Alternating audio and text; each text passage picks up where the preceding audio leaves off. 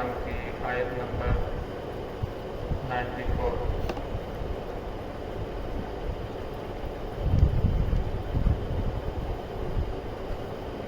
أعوذ بالله من الشيطان الرجيم، بسم الله الرحمن الرحيم، قل صدق الله فاتبعوا ملة إبراهيم حنيفا وما كان من المشركين، إن أول بيت وضع للناس للذي ببكة مباركا وهدى للعالمين، فيه آيات بينات مقام إبراهيم، ومن دخله كان آمنا، ولله على الناس حج البيت من استطاع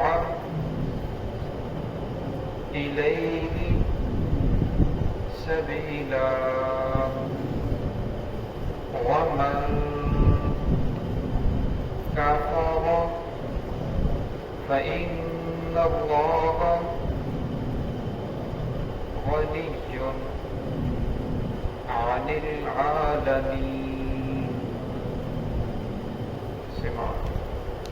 بسم الله الرحمن الرحيم، قل صدق الله فاتبعوا ملة إبراهيم حنيفا وما كان من المشركين، إن أول بيت وضع للناس للذي ببكة مباركا وهدى للعالمين، فيه آيات بينات مقام إبراهيم، ومن دخله كان آمنا، ولله على الناس حج البيت من استطاع إليه سبيلا، ومن كفر فإن الله غني عن العالمين۔ قل صدق اللہ، کہہ دیجئے اللہ رب العزت نے سچ فرمایا، فاتبعوا ملت ابراہیم حنیفا، بس تم اتباع کرو ابراہیم علیہ السلام کی ملت کی، ابراہیم کے دین کی، حنیفا جو ایک طرف ہونے والے تھے، وما کان من المشرکین اور وہ شرک کرنے والوں میں سے نہیں تھے، ان اول بیت وضع للناس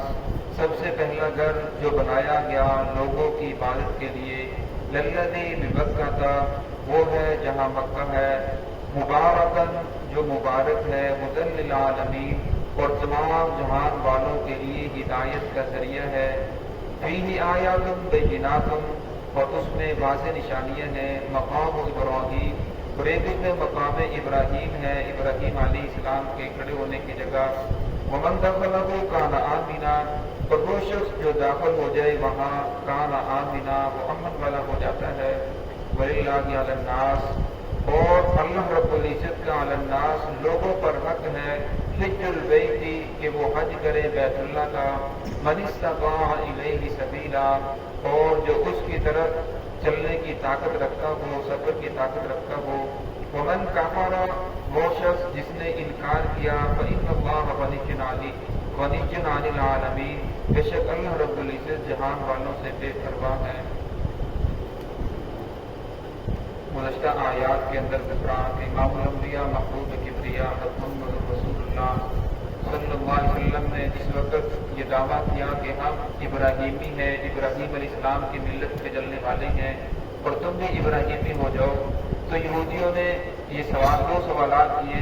کہنے لگے کہ اگر آپ اپنے آپ کو ابراہیمی کہتے ہو تو پھر آپ اونٹ کا گوشت کیوں کھاتے ہو، کیونکہ ابراہیم علیہ السلام تو اونٹ کا گوشت نہیں کھاتے تھے، اونٹ کا گوشت تو ہم پر حرام ہے، ہم بھی نہیں کھاتے۔ اور پھر کہنے لگے کہ ابراہیم علیہ السلام تو بیت المقدس کی طرف منہ کر کے نماز پڑھتے تھے، اور سب سے افضل یہ ہے کہ بیت المقدس کی طرف منہ کر کے مسجد اقصی کی طرف منہ کر کے نماز پڑھی جائے، تو آپ بیت اللہ کی طرف منہ کر کے نماز کیوں پڑھتے ہو؟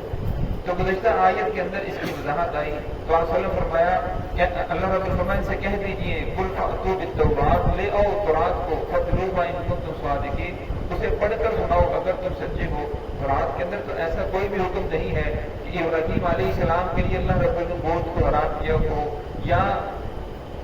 آپ یہودیوں کے لیے اللہ رب العزت نے اونٹ کے گوشت کو یا اونٹنی کے دودھ کو حرام کیا ہو۔ یہ سب چیزیں تم نے اپنی طرف سے گھڑی ہیں، بتاکہ دین کا اس کے ساتھ کوئی تعلق نہیں ہے۔ کسی چیز کو جس کو اللہ رب العزت نے حرام نہ کیا ہو اسے حرام قرار دینا، یا حلال کو حرام قرار دینا، حرام کو حلال قرار دینا، اور میں انسان کفر کی طرف چلا جاتا ہے، اور میں تم تو کفر کی طرف جا رہے ہو۔ اللہ رب العزت نے ایسا کوئی حکم نازل نہیں فرمایا۔ پھر قل صدق اللہ، کہہ دیجیے اتباع کرو،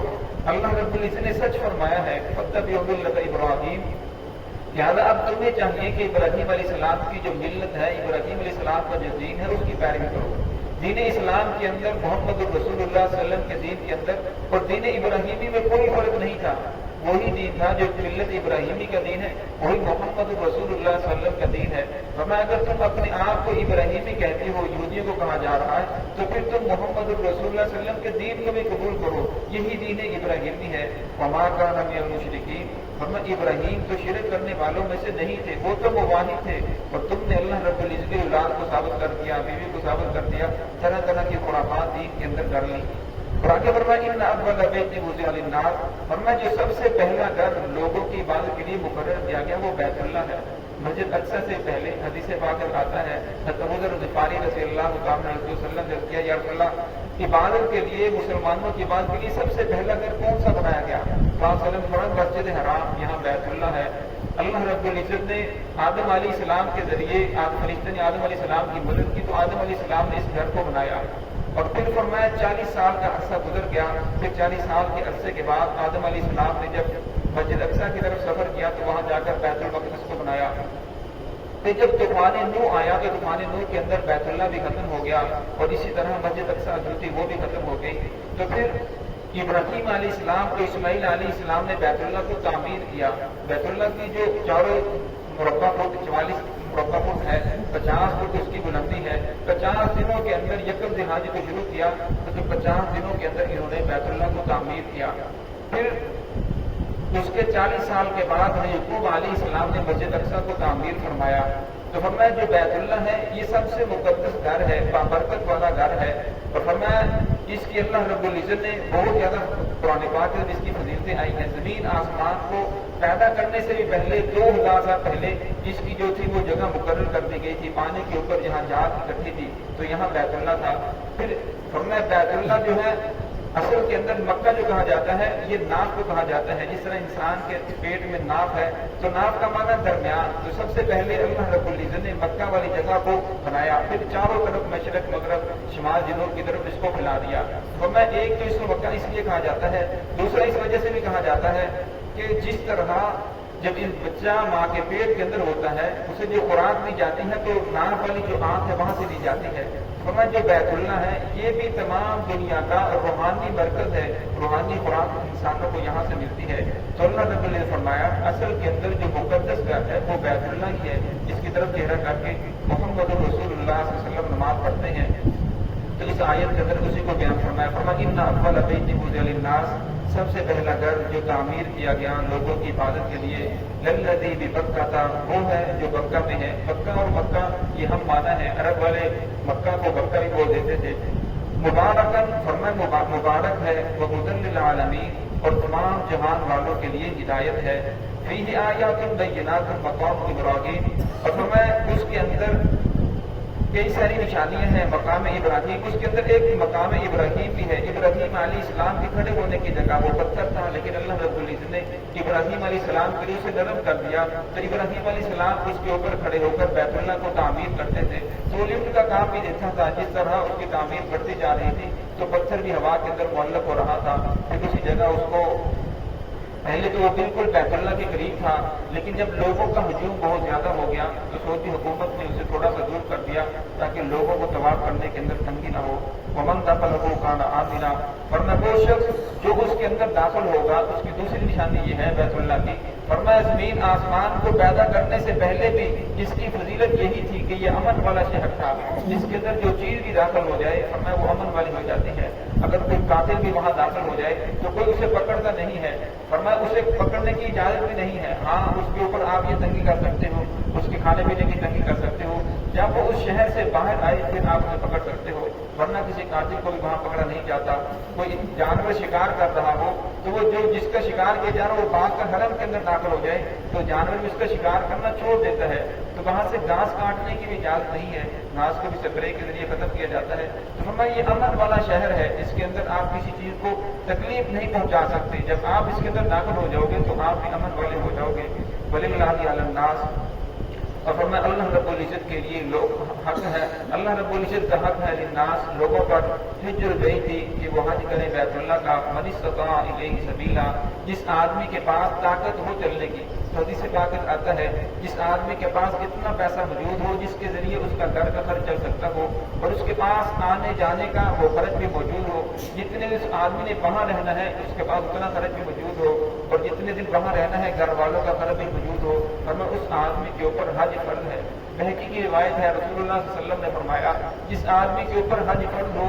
ہونے کے باوجود ہی وہ ٹال مٹول کرتا رہا، اس نے حج نہ کیا، فرمایا